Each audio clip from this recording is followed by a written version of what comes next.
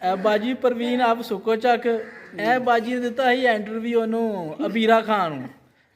ਇਹਨੂੰ ਪੁੱਛਿਆ ਵੀ ਕਿੰਨੇ ਬੰਦੇ ਕੁੱਟੇ ਨੇ ਹੁਣ ਇਹ ਦੱਸਿਆ ਕਿ ਬਾਜੀ ਪ੍ਰਵੀਨ ਵੀ ਕਿੰਨੇ ਬੰਦੇ ਕੁੱਟੇ ਨੇ ਕਿੰਨੇ ਨਹੀਂ ਕੁੱਟੇ ਅਰੇ ਕੋਈ ਕੁੱਟੇ ਦਾ ਬਾਅਦ ਮੈਂ ਕਿਹੜੇ ਬੰਦੇ ਦਾ ਨਾਂ ਦੱਸ ਦੇ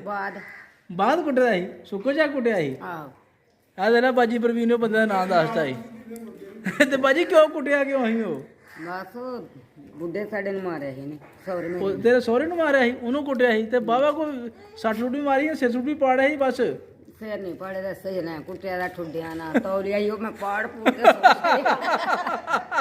ਬੜਾ ਕੁੱਟਿਆ ਸੀ ਇਹ ਬਾਜੀ ਪ੍ਰਵੀਨ ਦਿੱਤਾ ਇਹ ਵੀਰਾ ਖਾਨ ਨੂੰ ਇੰਟਰਵਿਊ ਸਾਡੇ ਘਰ ਆਈ ਦੀ ਆ ਦੇਖ ਲਓ ਠੀਕ ਹੈ ਜੀ ਇਹ ਭੈਣ ਸਾਡੀ ਵੱਡੀ ਕੁੱਟੇ ਦਾ ਬੜੇ ਨਾ ਇੱਕ ਮਾਖੋ ਕਸਾਈ ਹੁੰਦਾ ਰਿਹਾ ਮਾਖੋ ਕਸਾਈ ਵੀ ਕੁੱਟਿਆ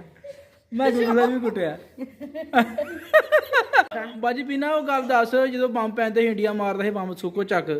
ਤੇ ਤੂੰ ਕੱਲੀ ਬੈਠੀ ਸੀ ਪਿੰਡ ਤੇ ਪਿੰਡ 'ਚ ਹੈ ਕੋਈ ਬੰਦਾ